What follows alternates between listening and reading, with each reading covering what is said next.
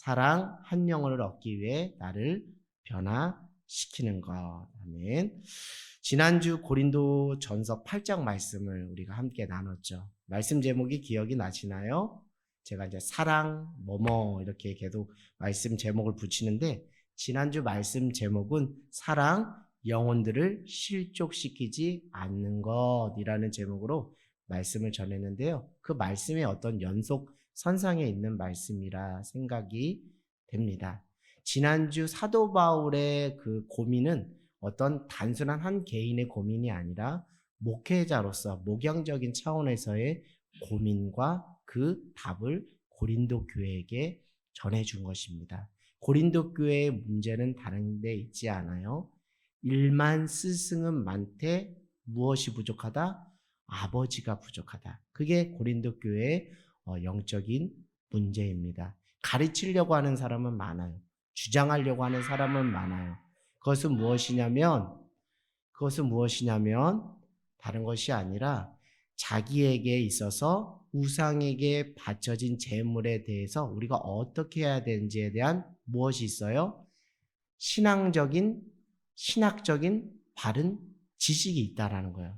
그것은 무엇이냐면 우상에게 바쳐진 재물은 아무것도 효력을 발생할 수 없다라는 거예요. 왜냐하면 그 우상은 피조세계 하나에 불과하기 때문에, 우상은 거짓된 신이기 때문에, 참된 신은 누구밖에 없다는 거예요? 하나님 한 분밖에 없다라는 유일신 사상이 있기 때문에 그 우상에 바쳐진 재물이 우리를 어떻게 할 수 없다라는 그런 어떤 분명한 신앙적 지식이 있어서 그것을 먹는데 꺼리낌이 없는 사람이 있었어요. 그래서 그런 지식을 가지고 꺼리낌 없이 먹을 수 있다라고 사도 바울도 말하고 고린도 교회 일부의 사람도 그렇게 말했습니다. 그러나 고린도 교회, 고린도 지역은 무엇이 많다고 그랬죠? 신전이 많다고 그랬습니다. 우상이 많다고 한 거예요. 결국 우상에게 바쳐진 그 재물이 결국 신전에서만 있는 것이 아니라 어디로도 유통된다고 그랬어요? 시장에 유통되는 거예요. 그래서 우상을 섬겼던 자들이 개종해서 예수님을 믿게 된 사람들에게 있어서는 그것이 옛 기억을 들춰내는 무엇이 되는 거예요? 깨름직한 것이 되는 거예요. 왜냐하면 아직 믿음이 약하고 신앙의 연수가 약한 순박한 믿음이기 때문에 그들에게 있어서 내가 바른 지식을 가지고 있다라는 그 이유로, 근거로 이것을 먹어도 돼. 왜 이렇게 믿음 없이 그렇게 두려워해? 이것이 뭐 너에게 아무런 효력도 발생할 수 없는 것을 왜 몰라 하면서 다그치듯이 하면 된다, 안 된다? 안 된다고 했어요. 왜냐하면 사도 바울은 목회하는 목회자의 생각으로, 목양적인 패러다임과 생각으로 그 신앙의 바른 지식을 가지고 있는 영혼도 내 영혼이지만 아직 믿음의 연수가 약한 그런 깨름직한 우상의 재물에 대해서 먹는 것에 대해 깨름직해하는 그 영혼도 내가 품어야 될 무엇이라고요? 영혼 양떼이기 때문에 그들이 혹 이것을 먹는 것을 인해서 실족한다면 나는 죽을지언정 죽기까지 그들 앞에서 이 재물을 뭐하지 않겠다? 먹지 않겠다고 하는 거예요.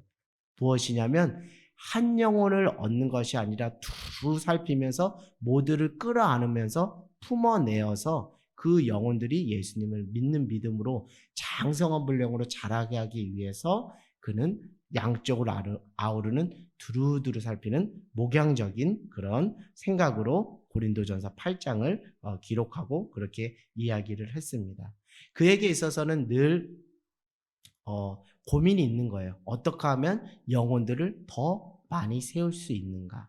어떻게 하면 영혼을 주께로 인도하여 믿음의 장성한 분량으로 자라날 수 있을까라는 것이에요. 그것은 다른 데 있지 않아요. 결국 자신이 가지고 있는 자유를, 그 권리를 어떻게 덕스럽게 사용할 것인가라는 그 고민을 하는 거예요. 사람에게 있어서 자유가 있습니다. 우리에게는 자유가 있어요. 예수 그리스도께서 우리에게 자유를 주시기 위해서, 죄의 속박으로부터 우리를 자유하시기 위해서 십자가에 달려 돌아가셨어요. 그 은혜로 우리에겐 자유가 주어졌습니다. 그 자유가 있다는 것은 주장할 수 있다는 거예요. 그 권리가 있다는 거예요. 그 권리가 있다는 것은 여러분 더 면밀히 살펴보면 상받기를 원한다는 그 보상 심리가 있다는 것을 여러분들에게 말씀드립니다. 책임도 있고 다른 것이 아니라 권리도 있어요. 권리만 있는 것이 아니라 책임도 있는데 책임은 뒷전으로 내려놓고 권리만 주장하는 사람에게 있어서 드는 그 이면에 깔려 있는 것은 보상 심리가 있다는 거예요. 누가 나를 알아줬으면 하고 나의 공로를 인정해 줬으면 하는 그런 어떤 심리가 그 안에 작동하기 때문에 이 땅에서 그 상을 다 받으려고 하는 거예요. 그렇기 때문에 나는 이것을 했기 때문에 나는 이것을 받아야 마땅해라는 그 권리를 주장하는 거예요. 그 자유가 나에게 있다라고 하는 거예요. 근데 사도 바울은 그 권리, 그 자유를 뭐 한 거예요? 포기한 거예요. 왜요? 더 많은 영혼들을 얻기 위해서 그 권리를 포기했다라는 거예요. 내 권리를 주장함으로 인해서 복음 전하는데 방해가 되지 않을까 늘 염두하면서 그가 살았던 거예요. 그에게 있어 상은 이 땅의 상이 전부가 아닙니다. 이 땅의 상은 썩어 없어질 상이지만 장차 하나님 나라에 영원히 쇠하지도 썩지도 않는 생명의 면류관, 영원한 그 생명의 상이 그 앞에 있기 때문에 그는 이 땅에서의 그 상 받는 그 권리나 그 자유를 주장하지 않고 포기한 거였어요. 사랑하는 여러분, 여러분은 이 땅에서 상 다 받기를 원하십니까? 이 땅의 상이 전부라고 생각하십니까? 그것이 전부라고 생각하면 여러분의 그 심령 안에는 여전히 여러분의 자유를 주장할 것이고 여러분의 권리를 행사할 것이고 스스로 띠띠우기를 좋아할 것입니다. 사랑하는 여러분, 이 땅의 상이 전부가 아닙니다. 하나님 나라 그 천국에서 받을 상이 있어요. 그 상을 위해서 지금 잠시 잠깐 눈물 흘릴 수도 있고 스스로를 절제할 수도 있고 스스로를 억압할 수도 있고 스스로의 권리를 포기할 수 있어야 그 자가 참된 그리스도인이 될 수 있다는 거예요. 그것이 어쩌면 우리에게 놓여진 믿음의 성숙이며 성화의 과정인 줄 믿습니다. 그리하여 오늘 여러분 하나님의 나라 그 천국에서 받을 상을 기대하며 오늘 이 땅의 삶을 살아내는 저와 여러분 모두가 되기를 원합니다. 사도 바울에게서 늘 공격받는 것은 다른 게 아니에요. 당신이 사도냐는 거예요. 예수님의 12제자에 속하지 못했기 때문에 그 당신이 주님의 제자 사도가 맞냐라는 그 공격을 받습니다. 그러나 그는 주님께서 택하신 사도라는 그 확신을 가지고 많은 사람들에게 복음을 전했습니다. 베드로도 있고 또 주의 다른 제자들도 또 복음을 전하면서 그 주님의 제자로서의 어떤 특권과 프라이드를 가지고 또 그 자유와 권리, 권한을 행사할 수 있었어요. 그러나 사도 바울에게 있어서는 그 자유와 그 권리를 스스로 포기를 했다라는 거예요. 가장 대표적인 것은 무엇이냐면 자신이 전도하여 세운 교회와 성도에게 어떤 부분에 있어서 지원을 받는 것, 경제적인 생계 지원을 받는 부분에 있어서 그가 마땅히 주장할 수 있는 그 자유가 있고 권리가 있음에도 그것을 무엇했어요? 포기해서 그는 스스로 텐트 메이커로 그 복음을 전하는 그 사역을 했던 것입니다. 그 이유는 다른 데 있지 않아요. 자기가 하는 그 사역의 어떤 차별화 전략을 내세우려고 하는 것이 아니라 이렇게 권리를 자꾸 주장하고 내 자유를 주장하는 그것으로 말미암아 주님의 복음을 전하는데 그것이 혹 방해가 되지 않을까라는 늘 그것에 조심하고 그것을 걱정하면서 그는 그 권리를 포기하게 되었던 것입니다. 그 말씀이 어디에 나오냐면 12절에 나오는 거예요. 우리 한번 12절을 한번 보겠습니다. 자, 12절이요. 시작. 다른 이도 너희에게 이런 권리를 가졌거든 하물며 우리일까 보냐. 그러나 우리가 이 권리를 쓰지 아니하고 범사에 참는 것은 그리스도의 복음에 아무 장애가 없게 하려 함이로다. 아멘. 그리고 우리 24절, 25절을 한번 읽어보겠습니다. 시작. 운동장에서 다름질하는 자들이 다 달릴지라도 오직 상을 받는 사람은 한 사람인 줄 너희가 알지 못하느냐. 너희도 상을 받도록 이와 같이 다름질하라. 25절이요. 시작. 이기기를 다투는 자마다 모든 일에 절제하나니 그들은 썩을 승리의 관을 얻고자 하되 우리는 썩지 아니할 것을 얻고자 하노라. 아멘. 제가 서두에 말씀드린 게 다른 데 있지 않아요. 스스로 절제하지 못하고 스스로 자유와 그 권리를 주장하는 사람들은 이 땅에서 무엇을 얻는데 혈안이 되어 있다고요? 썩어 없어질 승리의 관을 얻으려고 혈안이 되어 있기 때문에 서로 주장하고 서로 반목하고 서로 교회 안에서 다투고 시기 분쟁을 하는 거예요. 그러나 우리의 시선이 이 땅에 머물지 않고 하나님 나라 저 천국에 머물면 썩지 아니할 그 영원한 유업을 기대하면서 스스로 이 땅에서 절제하고 권리를 포기하는 그런 그 삶으로 우리가 살아갈 수 있게 된다는 것이죠. 여러분, 예수님의 십자가 사건을 저는 이렇게 말씀드릴 수 있어요. 영혼들을 얻기 위한 권리 포기 사건이다. 할렐루야. 영혼들을 구원하기 위한 권리 포기 사건이 예수님의 십자가 사건이에요. 아버지, 할 수 있거든 이 잔을 내게서 옮겨주시옵소서. 그러나 나의 원대로 마시고 아버지의 뜻대로 되기를 원합니다라는 이 기도의 현대적인 그 제목을 오늘 저렇게 붙인 거예요. 사랑 한 영혼을 얻기 위해 나를 변화시키는 것. 예수님이 겟세마네 기도에서 하신 것은 다른 것이 아니에요. 영혼을 얻기 위해서 이 잔을 걷어주십시오. 나도 육체적 고통 가운데 신음하기 싫습니다. 그러나 나의 원대로 마시고 아버지의 뜻대로 되기를 원합니다. 나의 뜻을 관찰하고 주장하고 권리를 행사할 수 있는 자유가 나에게 있지만 영혼을 얻기 위해서 나의 뜻을 주장하는 것이 아니라 아버지의 뜻을 따라 순종하는 나로 나를 변화시켜 주시옵소서라고 기도한 그 기도의 현장이 어디라고요? 겟세마네 기도의 현장이라는 거예요. 사랑하는 여러분, 이 기도의 절정으로 말미암아 이 기도가 땀방울이 핏방울 되도록 떨어지는 이 사건으로 말미암아 우리가 구원을 얻게 된 거예요. 사랑하는 여러분, 우리가 까놓고 얘기합시다. 스스로 자기 주장하고 자기 권리를 다 행사하면서 어떻게 영혼을 얻을 수 있겠습니까? 영혼을 얻을 수 없어요. 스스로 주님께서 우리를 주의 종으로 또 주님의 제자로 우리를 속박하고 스스로 띠띠우지 못하도록 베드로처럼 스스로 띠띠우지 못하도록 우리를 결박하고 주의 종이 되게 하셨기 때문에 주님의 제자가 되게 하셨기 때문에 그런 은혜 안에서 한 영혼을 얻을 수 있지 않을까요? 우리가 스스로 배를 채우고 스스로 자유와 권리를 행사한다면 결국 우리가 신앙인의 삶을 살아갈 수 있을까요? 절대 그럴 수 없습니다. 한 영혼을 얻는 것은 고사하고 자신의 영혼도 지켜낼 수 없다라는 것을 여러분 알기를 원합니다. 그러니까 27절에 이렇게 이야기하고 있잖아요. 26절, 27절입니다. 시작. 그러므로 나는 다른 박질하기를 향방 없는 것 같지 아니하고 싸우기를 허공치는 것 같지 아니하여 내가 내 몸을 쳐 복종하게 함은 내가 남에게 전파한 후에 자신이 도리어 버림을 당할까 두려워함이라. 그렇기 때문에 사도 바울이 권리 주장을 하거나 자유를 행사하는데 혈안이 된 것이 아니라 스스로를 절제한 거예요.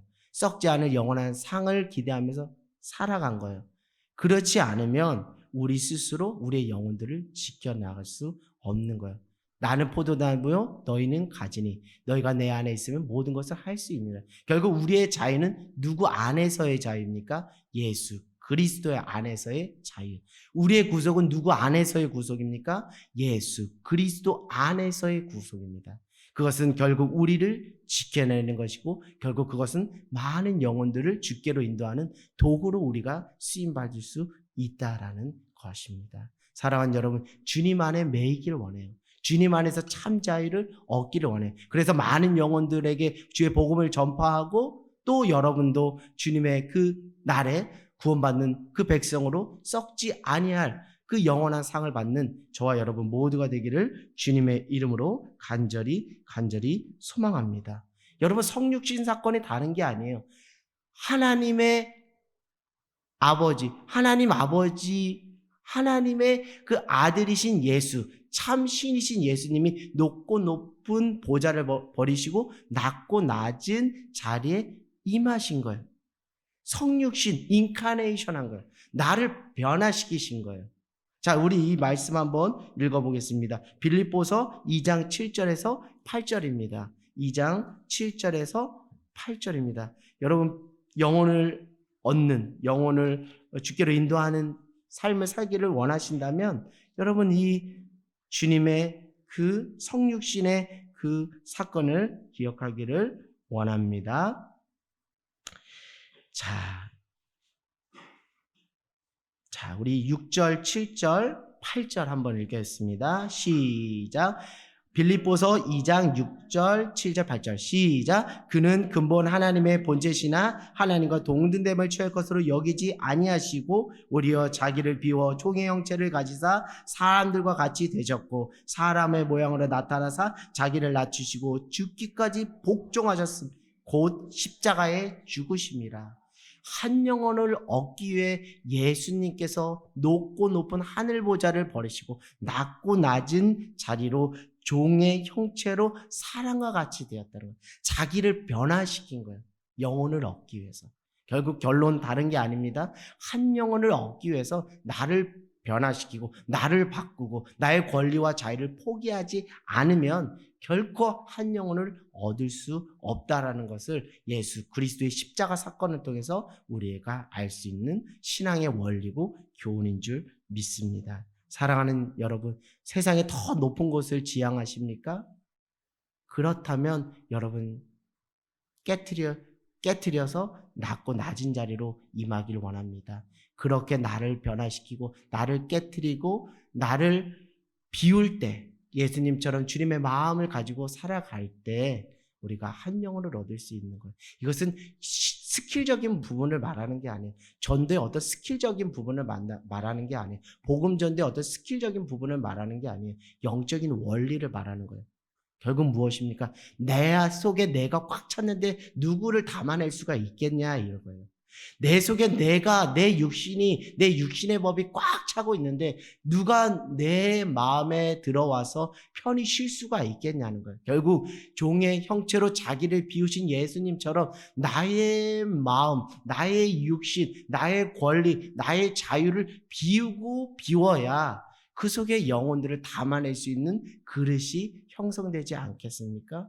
그렇게 될 때 진정 영혼을 추수하는 주님의 제자로서의 삶이 비로소 시작되는 은혜가 있게 될 줄 믿습니다. 여러분, 오늘 특별히 저는 이 말씀이 참 은혜가 됩니다. 우리 9장 19절부터 한번 보겠습니다. 9장 19절부터 23절이에요. 자, 우리 같이 한번 읽어볼까요? 19절 시작. 내가 모든 사람에게 자유로나 스스로 모든 사람에게 종이 된 것은 더 많은 사람을 얻고자 함이라. 유대인들에게 내가 유대인 같이 된 것은 유대인을 얻고자 함이요. 율법 아래 있는 자들에게는 내가 율법 아래 있는 자같이 된 것은 율법 아래 있는 자를 얻고자 함이요. 율법 없는 자에게는 내가 하나님의 율법 없는 자가 아니요 도리어 그리스도의 율법 아래 있는 자이나 율법 없는 자와 같이 된 것은 율법 없는 자들을 얻고자 함이라. 약한 자들에게 내가 약한 자같이 된 것은 약한 자들을 얻고자 함이요 내가 여러 사람에게 여러 모습으로 된 것은 아무쪼록 몇 사람이라도 구원하고자 함이니. 아멘. 사랑하는 여러분, 여러분의 생각의 패러다임을 좀 바꾸기를 강력하게 도전합니다. 여러분, 누군가를 좀 변화시켜 보겠다. 누군가를 바른 길로 인도해 보겠다. 뭔가 가르쳐서 알게 하고 깨우쳐 보겠다. 참 그것은 정말 귀합니다. 저는 특별히 또 학원 사역을 하고 또 교육적인 데 관심이 있기 때문에 이런 의식들이 많이 있어요. 사람의 긍정적인 행동의 변화, 이것을 교육이라고 합니다. 그런 변화를 위해서 가르치고 알게 해주고 또 깨닫게 해주는 것에는 정말 보람이 있고 유익한 것이라고 생각을 해요. 그러나 그 패러다임만 여러분들이 가지고 있지 않기를 원해요. 다른 것이 아니라 사람을 얻기 위해서 어떻게 할 것인가.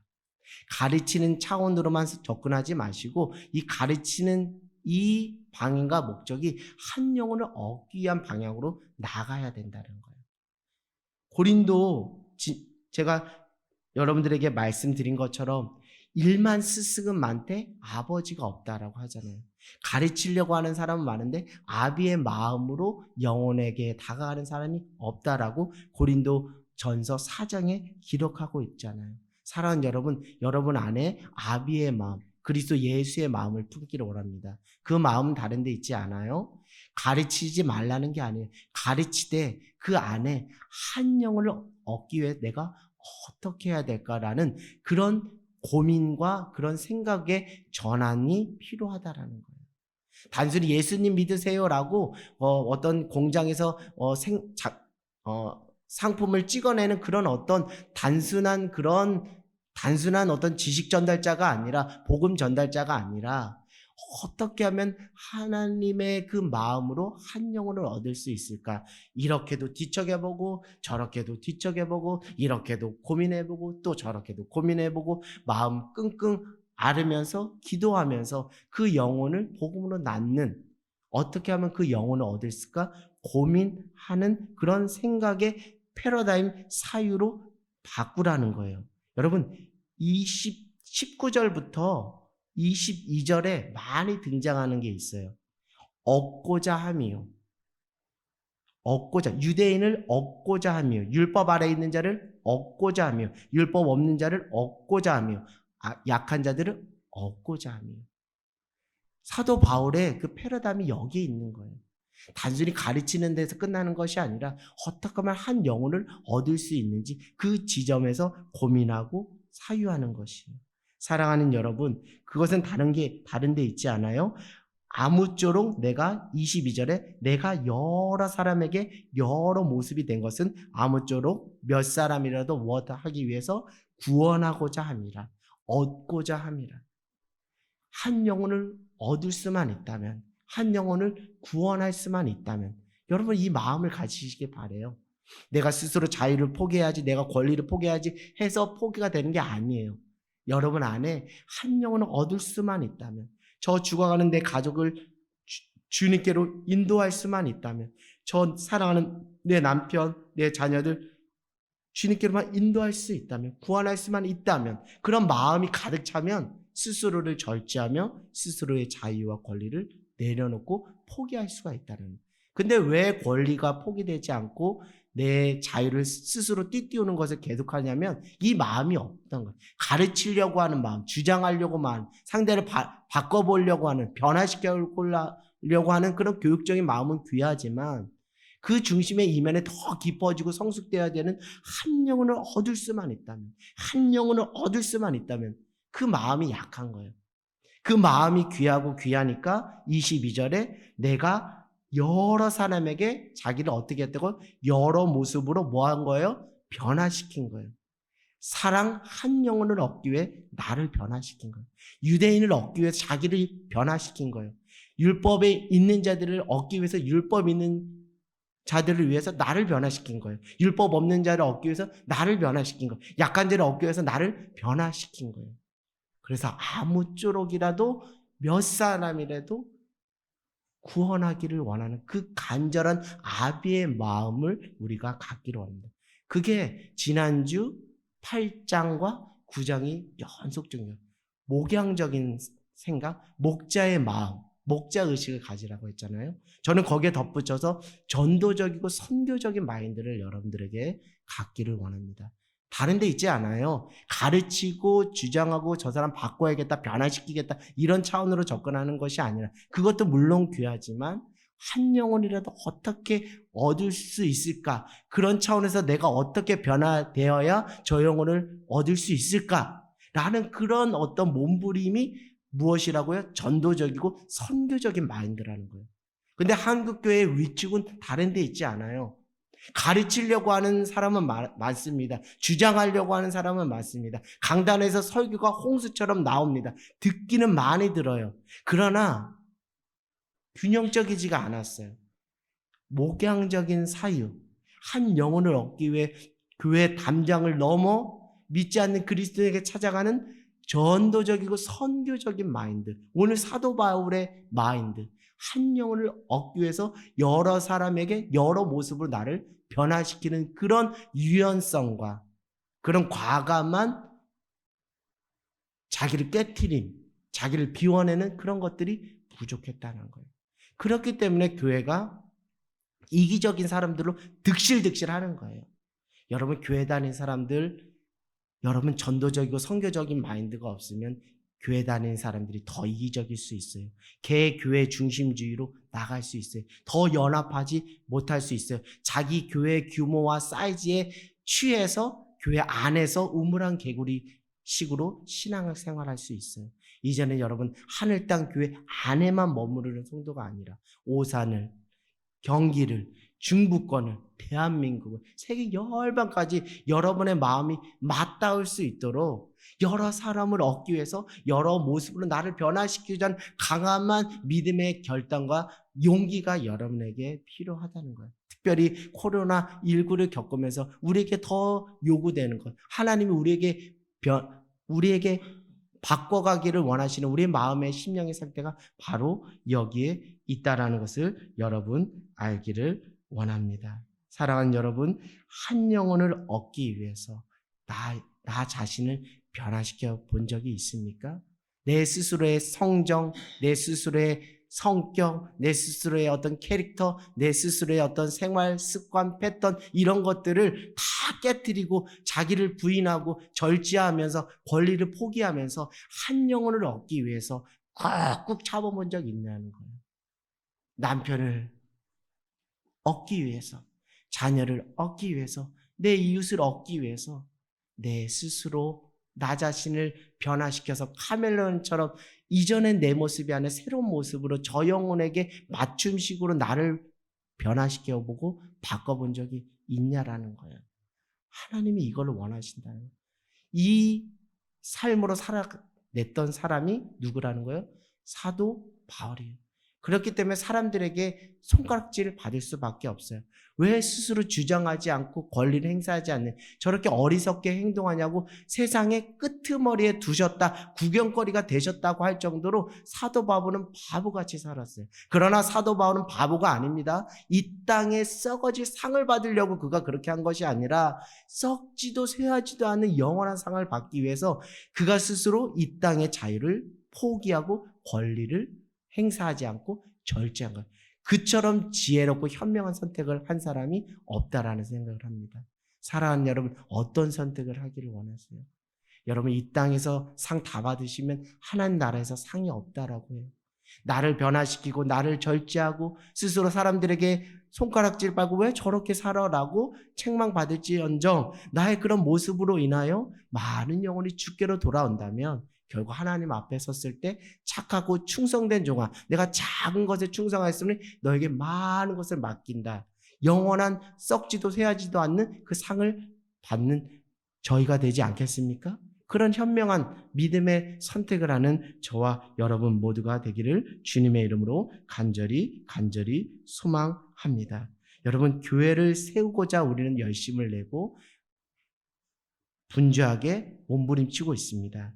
그러나 교회를 세우는 데 있어서 교회가 또 교회 안에 있는 성도들이 방해 요소가 될 수 있어요.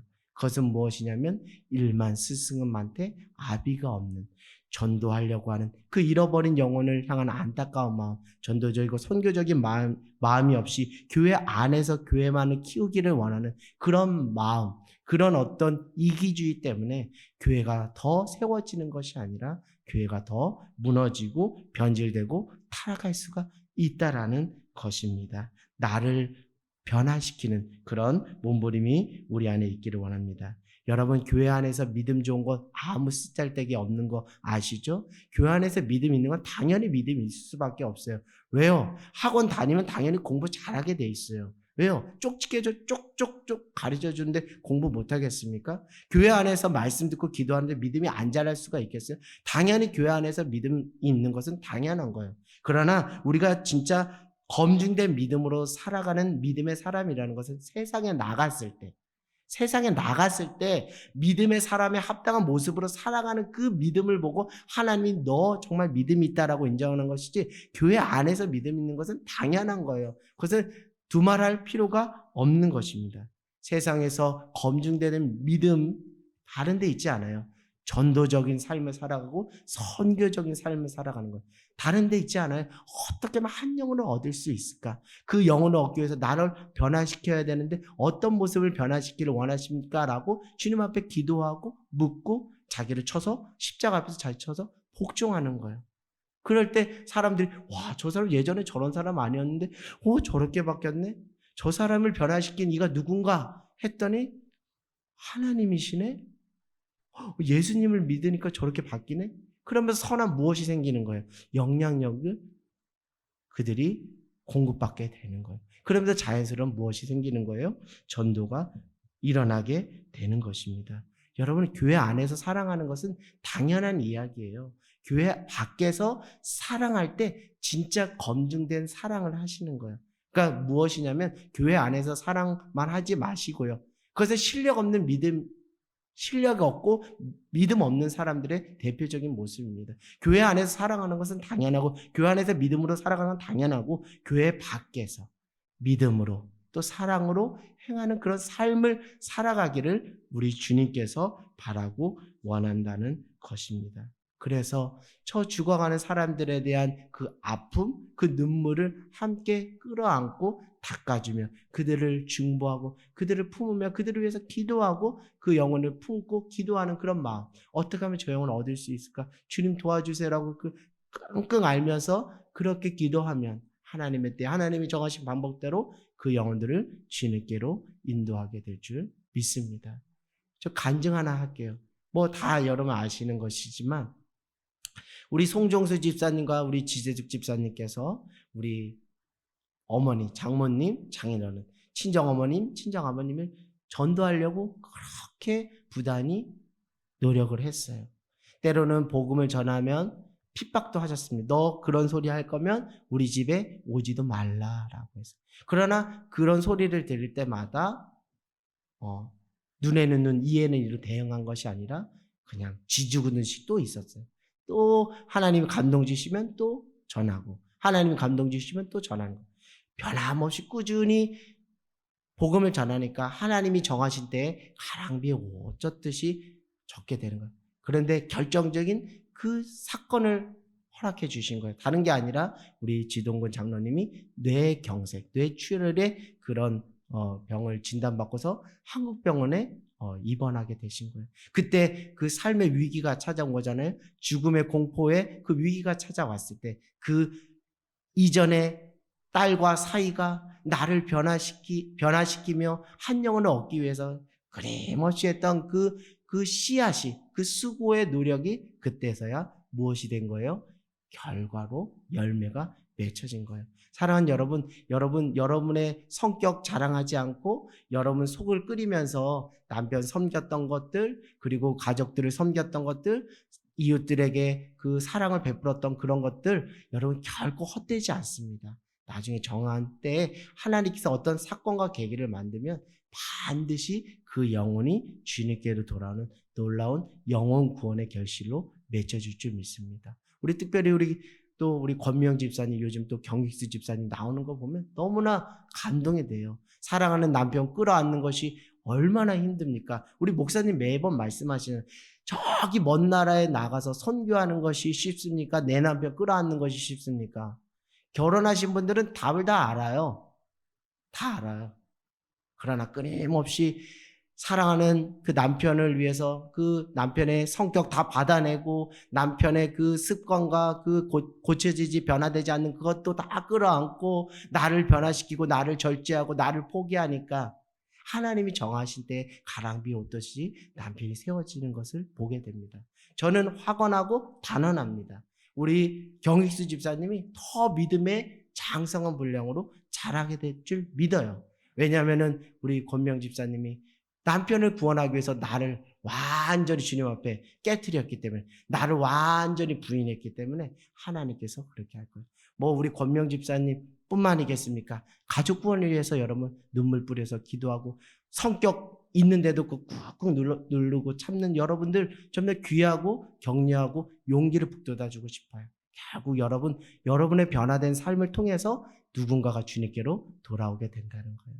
결론 다른 데 있지 않습니다. 저 사람을 변화시키는 데서 전도가 일어나는 것이 아니라 나를 변화시키는 것. 나의 변화된 삶을 통해서 선한 감동과 영향력이 자연스럽게 흘러가므로 그 과정 속에서 한 영혼을 얻는 놀라운 은혜가 있는 줄 믿습니다. 우리 말씀 제목 읽고 우리 함께 기도하도록 하겠습니다. 시작. 사랑 한 영혼을 얻기 위해 나를 변화시키는 것. 이 놀라운 은혜가 여러분 안에 임하게 되기를 주님의 이름으로 간절히 소망합니다.